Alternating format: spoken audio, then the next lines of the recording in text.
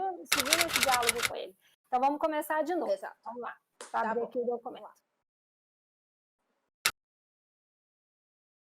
pessoal. Bem-vindos ao nosso canal do projeto Nutrindo o Equilíbrio Emocional.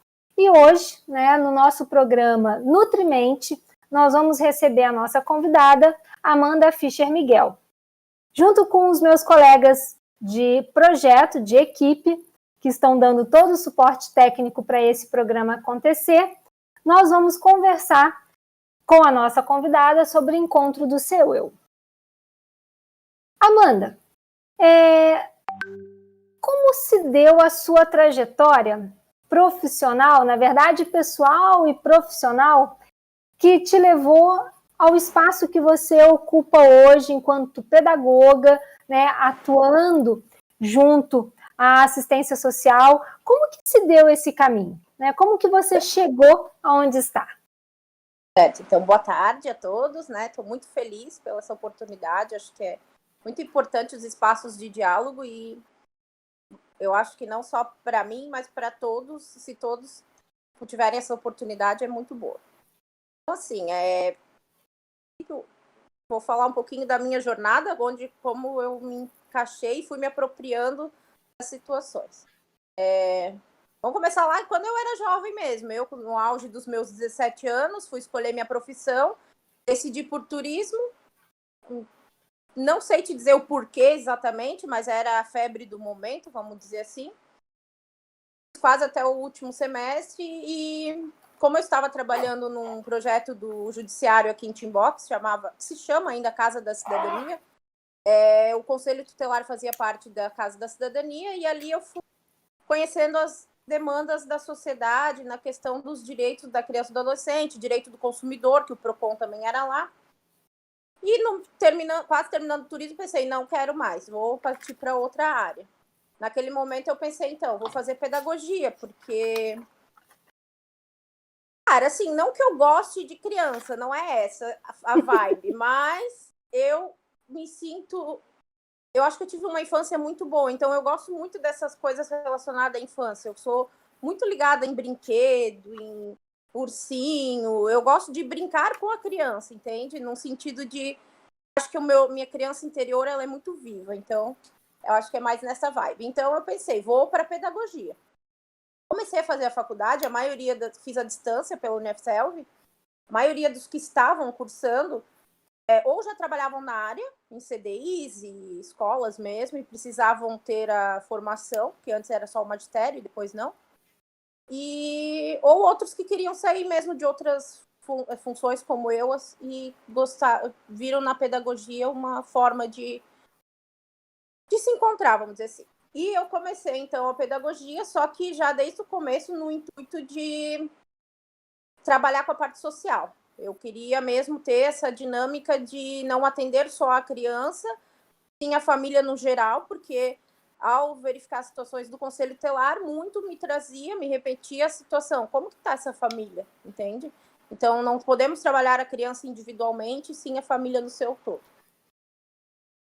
Fiz a faculdade, me formei em 2010, fiz um concurso em 2012, porque eu pedia muito para o universo, assim, abra uma oportunidade de eu trabalhar pedagogia, não no âmbito escolar. E em 2012 abriu em Gaspar, na assistência social. Fiz o concurso, fui chamada só em 2013, mas me encontrei. Ali eu me encontrei enquanto pessoa, num sentido de empoderamento meu, de ter opinião, de conseguir falar essa opinião.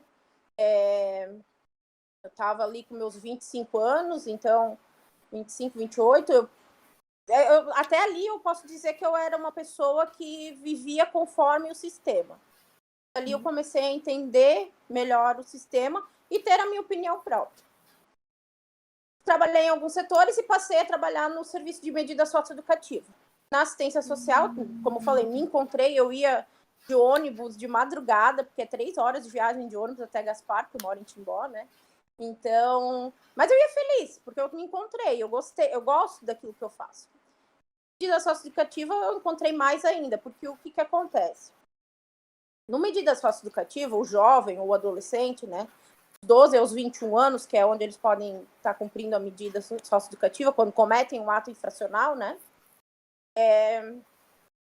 Eu meio que, não que eu me via, mas eu conseguia compreender algumas situações deles não conseguirem transmitir aquilo que eles querem. E muitas vezes eles têm um desejo, muitas vezes não, com certeza. Eu não posso dizer um por um dos indivíduos, porque eu não estou na mente de cada um, né? Mas baseando-se no que eu vivenciei, e por sermos indivíduos que estão, sim, para protagonizar a sua história, eles têm um desejo, mas eles já estão num viés bem distanciado daquilo, de conseguir aquilo que eles querem. Então, ali eu comecei a perceber.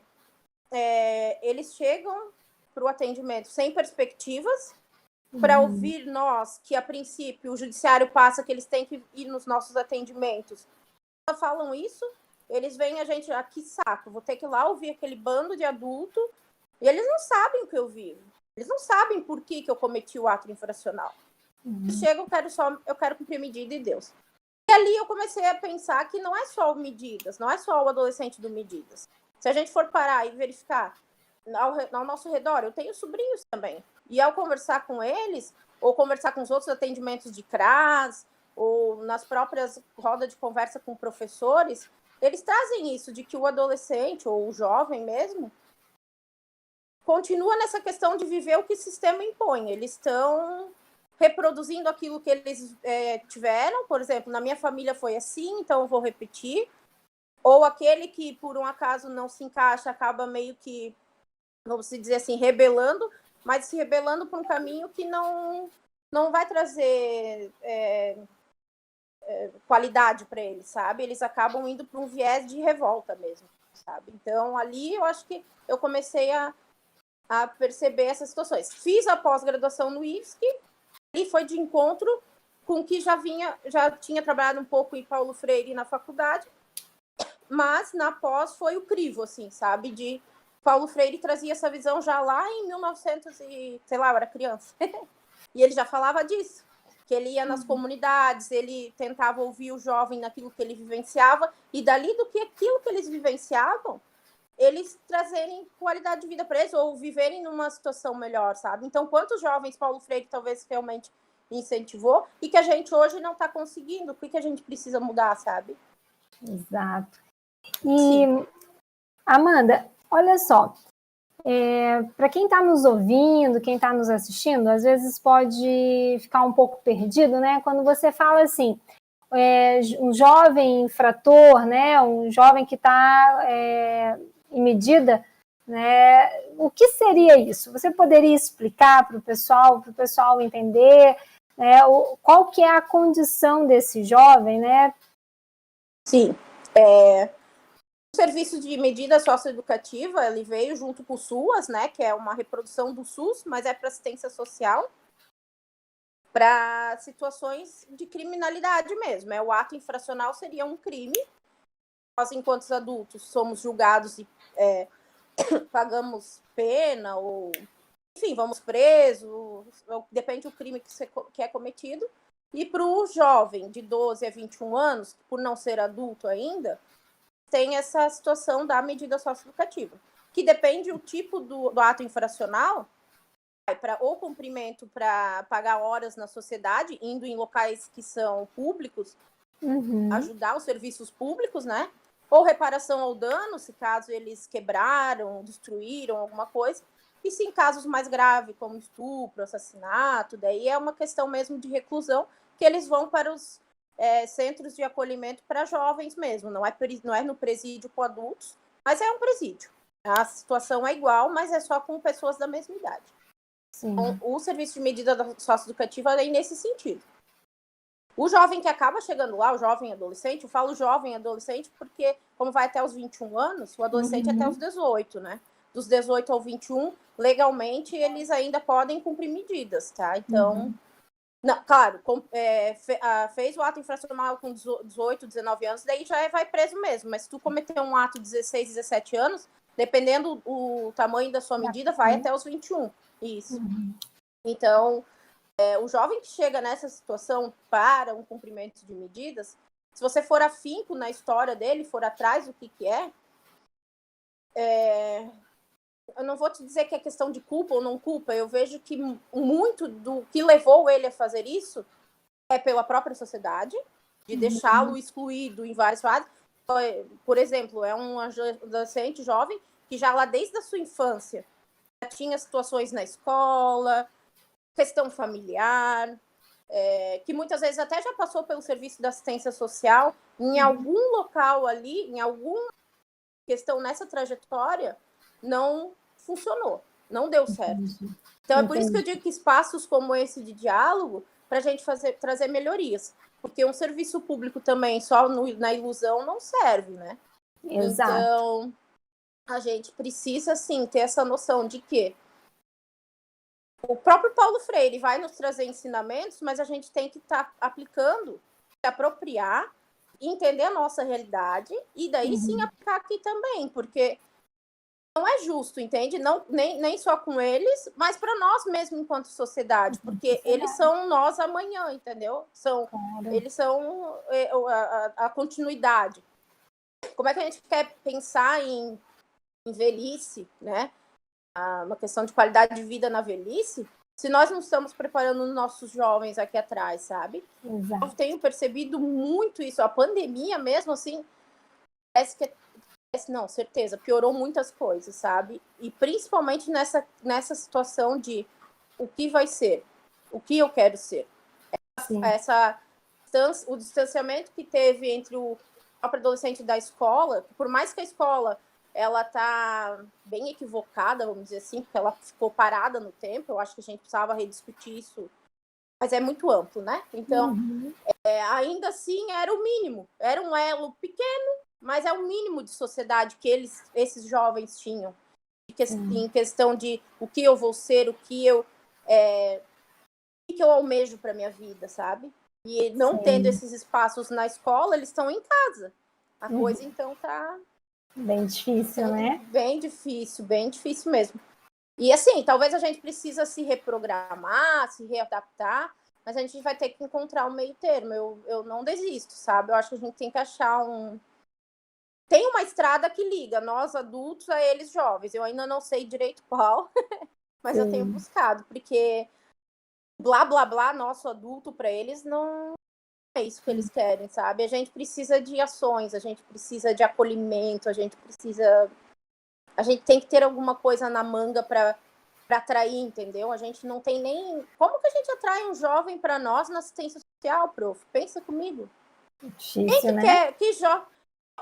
Pensa, se a própria família não quer, geralmente a família muitas vezes nos procura para o auxílio financeiro.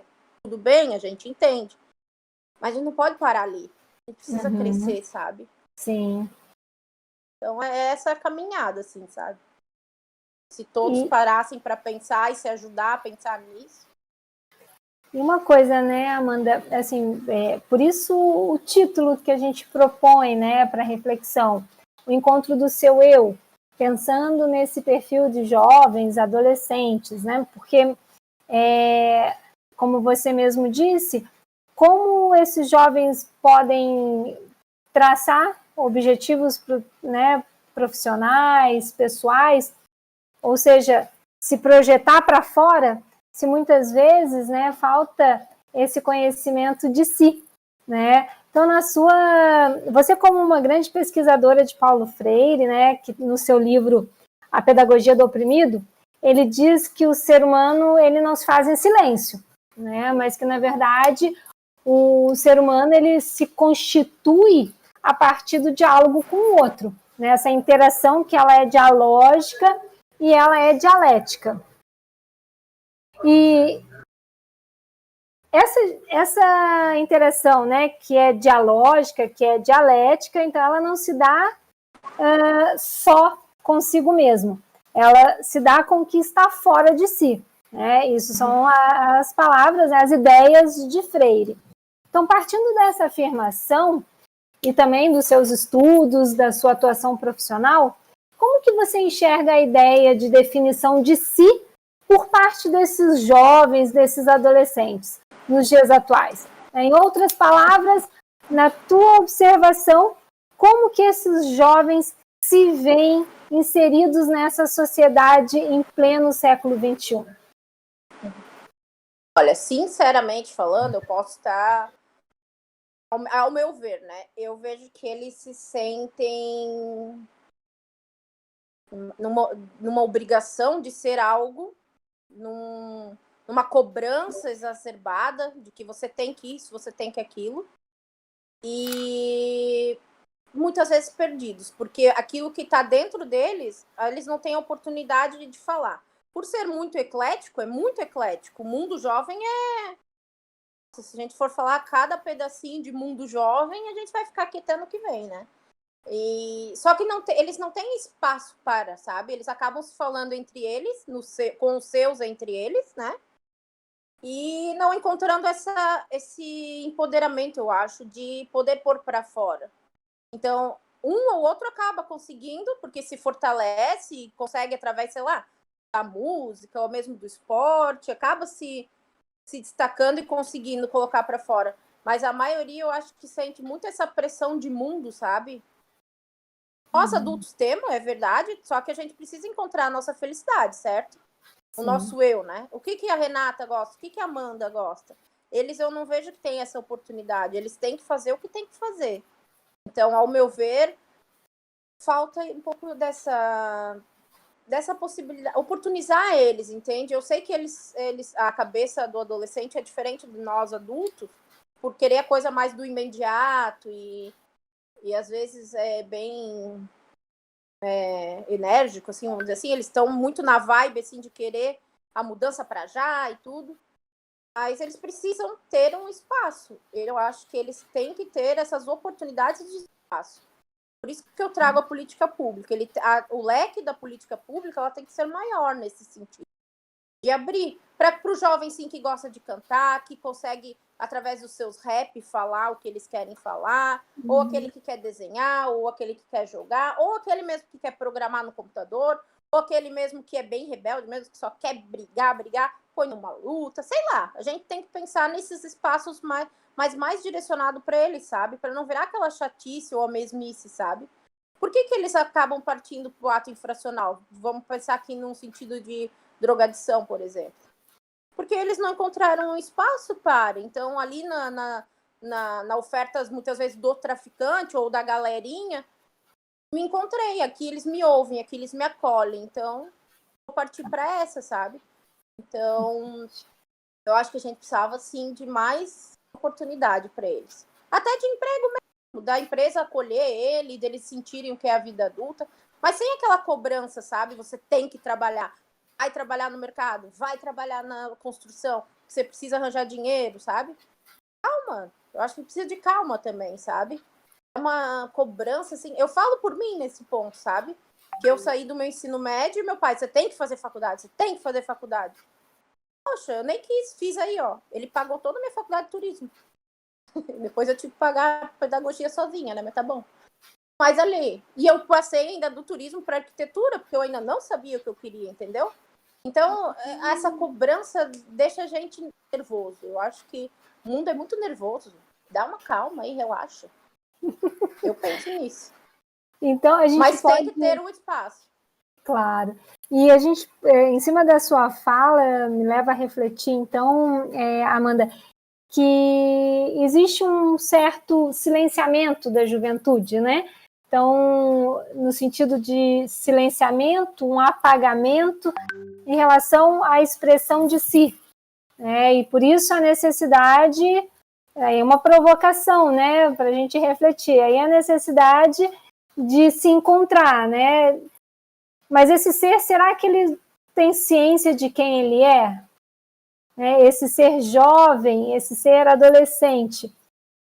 A partir da tua análise enquanto pedagoga, atuante na assistência social, que acompanha a vida de vários jovens, né, de várias famílias, desses jovens inseridos nessas famílias, esse jovem, né, que de alguma maneira é apagado, é silenciado, ele mesmo tem consciência de si? Qual seria o teu posicionamento quanto a isso?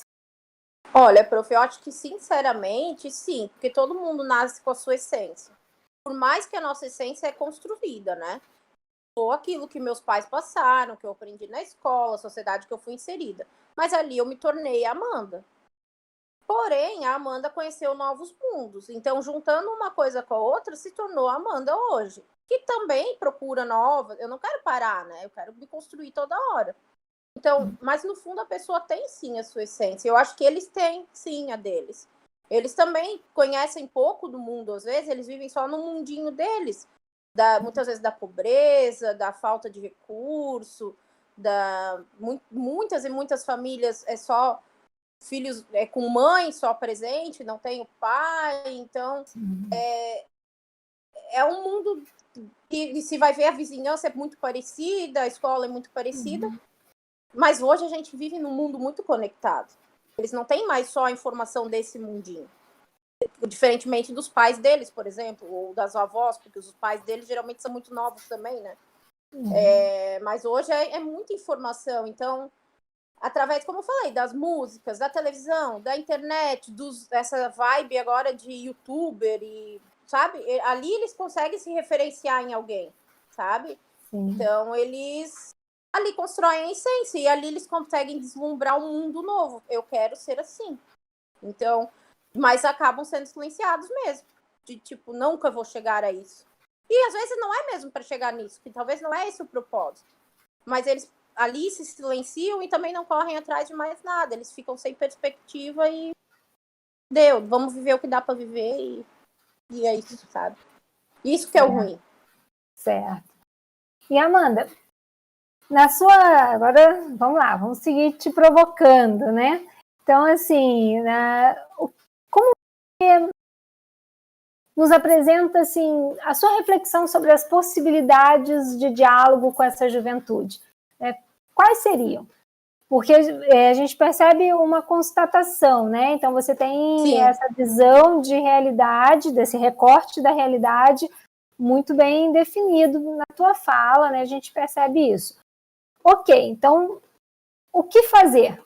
A partir desse material, né, no sentido de análise, quais são as possibilidades para a gente alterar essa realidade?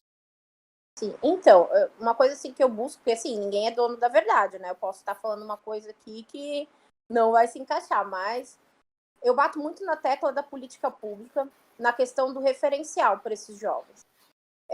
Nesse ponto, nesse campo, eu tenho que aplaudir muito o IFSC, porque vocês têm uma questão visionária, os professores que entram ali, posso estar generalizando aqui, mas as que eu passei são ótimas nesse sentido de abrir o mundo, de visão. O problema é que, para passar nessas provas, por mais que tenham as cotas, enfim, ainda há um distanciamento do jovem lá que precisaria estar numa visão melhor desse mundo, que as escolas estão muito limitadas. Então, eu penso que não dá para também colocar todo mundo no IFSC, não dá.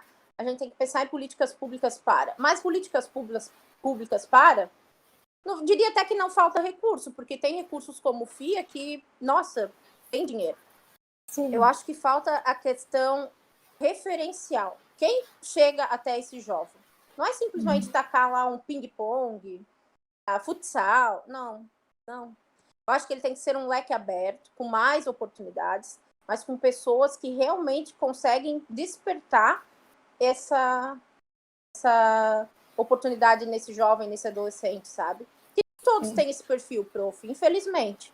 Então, entra naquela ganância do mundo capitalista, vou fazer um projeto para política pública, mas visando o quê? O meu lucro, sei lá. Né? Tô aqui. Eu tô falando da minha vivência, entende? Dos projetos que até hoje eu vivenciei, sabe? Então, eu penso que outros propósitos. Eu acho que aí que eu falo da questão política pública bem pensada, porque a partir do momento que profissionais que forem buscar isso para oportunidades, traçar perfis, entende? No CRAS tal, a gente verifica perfil tal. Vamos atrás de gente que vai falar sobre isso, mas que tenha já uma experiência, ou que traga esse ânimo de vida, esse fogo, sabe? Nossa, isso vai atrair eles vão ficar muito felizes em saber, eles vão Sabe, eu acho que isso é um ponto. Eu sei que às vezes é um pouco utópico, porque nem sempre tem a disponibilidade de profissionais para, né? Sim. Mas precisa. Assim como o Paulo Freire, ele ia nas escolas, ele sentia o público dele, deixava o público dele falar, não deixava ninguém ficar omisso ou omitido, ó, não vamos te ouvir porque tu é marginalizado, sei lá. Não, fala, o que você tem para falar? E eles mesmos às vezes vão trazer propostas, sabe? Ó, a gente tá aqui, mas a gente tá precisando disso, tá precisando daquilo. Então vamos atrás, e é aí que eu falo da política pública oportunizar e ir atrás. Então, ao meu ver, eu acho que é isso. E pensar que essa política pública ela precisa abarcar a pluralidade, né, Amanda? Porque quando você diz assim, quando você afirma eu não sou a dona da verdade, eu entendo como eu faço a leitura, né, do seu enunciado, eu estou trazendo uma realidade. E existem múltiplas realidades quando a gente pensa em adolescência e a juventude. Então, eu entendo que talvez, às vezes, o problema de algumas ações e de algumas políticas é a busca pela uniformização. Então, padrão, né? Exato. Então, a gente já formata uma política pública pensando no que nós queremos que saia dali. E aí retoma a ideia do silenciamento, do apagamento desses jovens. Né? Porque quando eu penso que esse jovem ele precisa entrar na escola ou ele precisa entrar num projeto socioeducativo, né? Numa medida socioeducativa, e ele tem que sair dali nesse formato já pré-estabelecido, eu tiro dele toda a possibilidade de ser a melhor versão dele mesmo. Né? Então, é essa ideia do jovem poder expressar quem ele é, apesar dele muitas vezes até ter essa consciência, quando eu te provoquei no sentido de será que esses jovens sabem quem eles são e quem eles querem ser?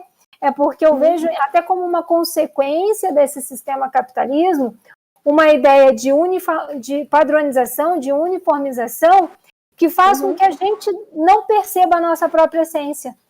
Porque a gente olha a nossa imagem e projeta nessa imagem de um indivíduo que, para ser aceito, precisa estar de acordo com o formato que é tido ou dito como o normal, como o que é comum. E aí o incomum, para esse, não tem espaço. Né? E aí ele vai para a margem. Ele destoa do que é para ser o certo, vamos dizer assim. Exato, exato. Nesse ponto, aí, voltando na minha utopia, eu acho que a oportunidade de abrir um espaço onde ele pode escolher mais ou menos aquilo que ele pensa, ou onde ele gostaria de se encaixar, é talvez trazer voz a ele, que às vezes ele nem sabe que existe dele. Exato. Ele não sabe, ele tá reproduzindo, é reflexo, é automático. Eu quero isso porque falaram que era, entendeu? Então, já tentou outra coisa? Não, porque nem sabia que tinha. Então, né?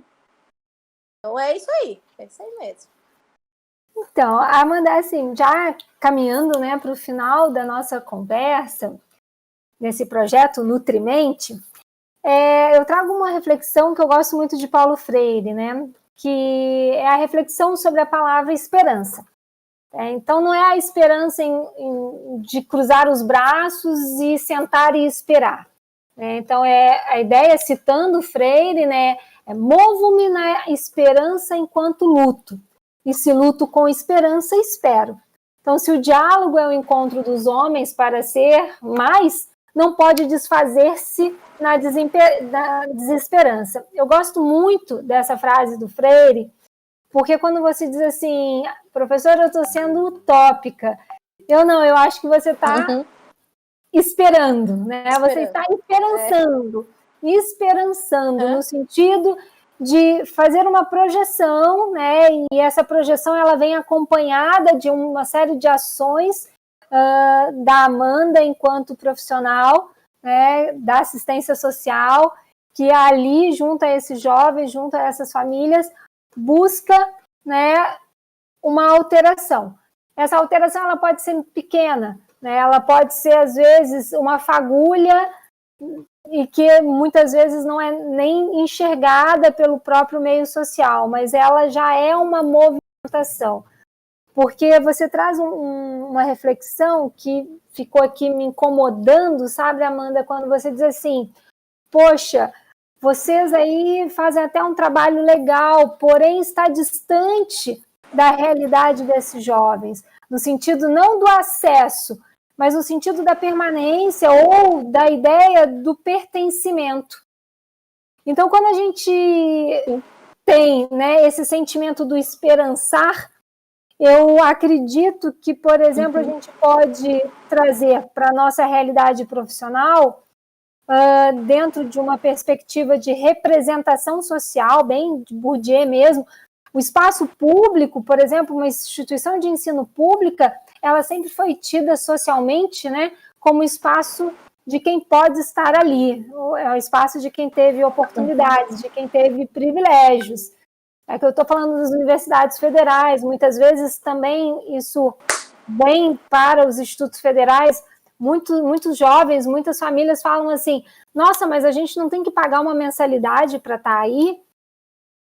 Não, esse espaço, ele é um espaço que pode ser um espaço da pluralidade, o espaço da diversidade. Então, a gente precisa reconstruir essa ideia do que é o espaço público e trazer o sentimento de pertença a todos os indivíduos para, a partir das suas individualidades, a gente compor uma teia de multiplicidade de identidades, né, dentro desses espaços de formação. Seja os espaços formais, como a escola, seja os espaços informais, como suas, né, ou outros espaços onde a gente faz um trabalho com essas famílias e com esses jovens. Então, não sei se você quiser pegar um gancho na minha fala aí, nesse ser, né, o ser que esperança, né, ou o ser que trabalha em cima dessa esperança de Freire. A situação ali da questão do jovem mesmo em se inserir, por exemplo, nesses espaços públicos, a federal para mim era uma prova muito difícil. Eu tentei veterinária no Paraná e não consegui. E se a gente for parar para pensar nesses jovens do Medidas, por exemplo, que é já o mais é o que está mais na exclusão ali, é um jovem que muitas vezes não quer nem mais estudar. Por quê? Porque muitas vezes teve até situações na própria escola que fizeram ele pensar, não, nem quero mais. Eu sei que precisa, sim, ter provas para saber quem vai entrar. Mas é aí que eu digo da questão do distanciamento, sabe, prof? Porque às vezes eu também sei que precisa do empenho de cada um em conquistar essa vaga, eu sei. Porém, ainda assim, eles não têm essa situação na mente deles, do sentido de vou me empenhar para chegar lá, sabe? Então, talvez ali a gente está falhando nessa... Eu digo a gente, enquanto sociedade, no sentido da própria escola lá do ensino fundamental, dar isso no jovem, no adolescente, de que lá é um espaço multicultural, multidiverso, enfim, sabe? Claro.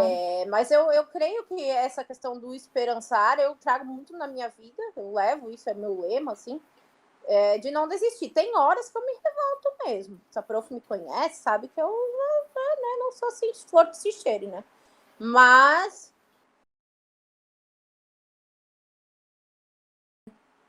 em questão de política, se a gente for parar para pensar num geral, assim, a gente está bem mal assessorado. Então, se nós não esperançarmos, eu acho que a coisa vai, nossa, despirocar, como diz a palavra.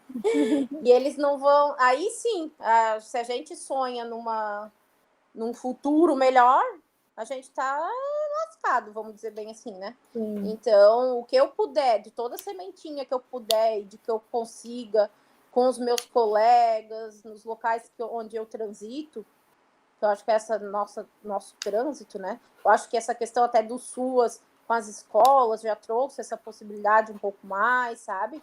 De o pedagogo estar na assistência para ter essa conversa com os espaços escolares, tem? Já é um caminho para a escola também entender que o adolescente, o jovem lá não é ele, é a família. Então, ali já possibilita isso. E eu acho que aos poucos coisas vão sendo construídas. Porém, a gente tem que estar sendo que se reprogramar. Então, isso é fato, porque essa pandemia veio para isso também, né? Para mostrar pra gente, ó, não adianta tu querer.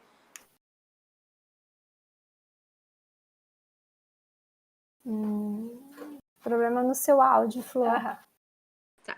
Então, na verdade, eu estava falando dessa questão do esperançar, né? Da gente, eu tenho isso em mim, como para minha vida, né?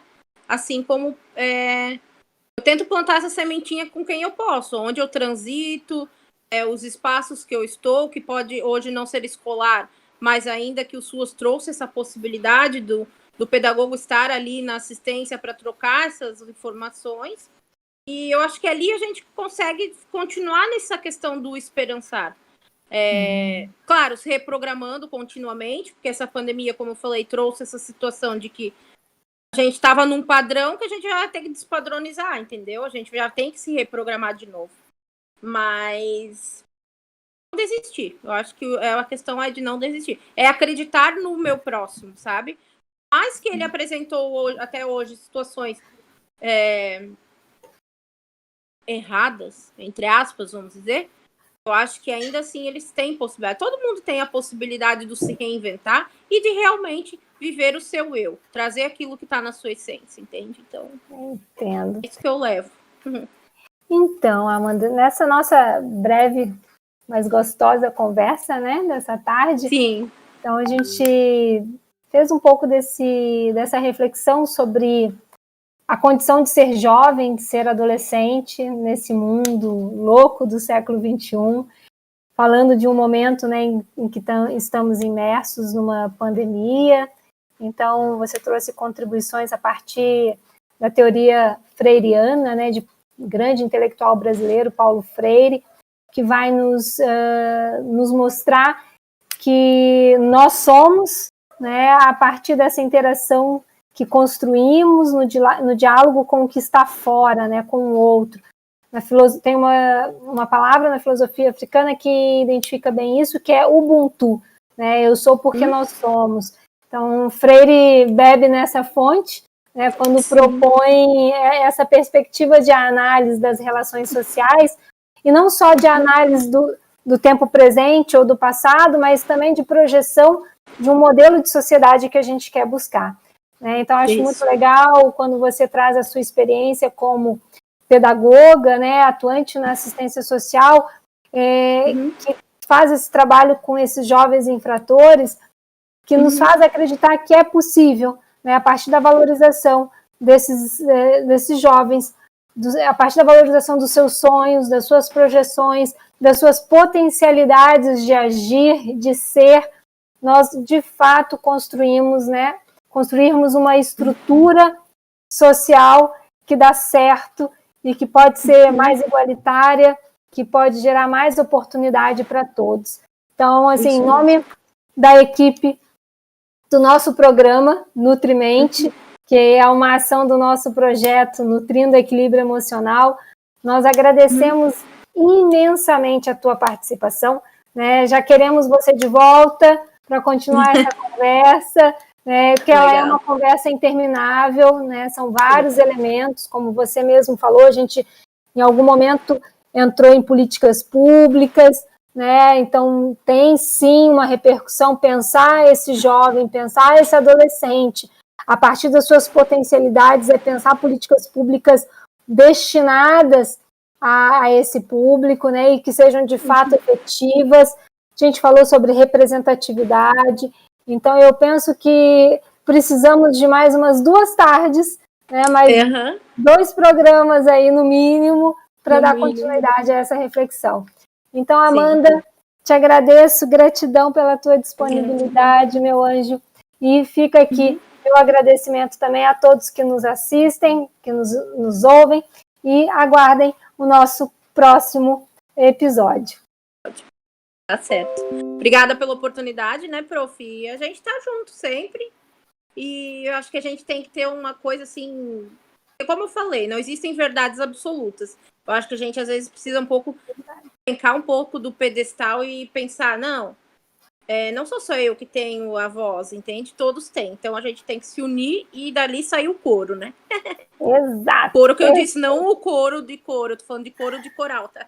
Exato, perfeito, meu anjo. É isso mesmo. E que possamos esperançar mais e mais Exato. e mais. Tá Obrigada, certo. então. Gratidão. Obrigada, prof. Até a próxima, Até. gente. Beijo. Tchau. Tchau.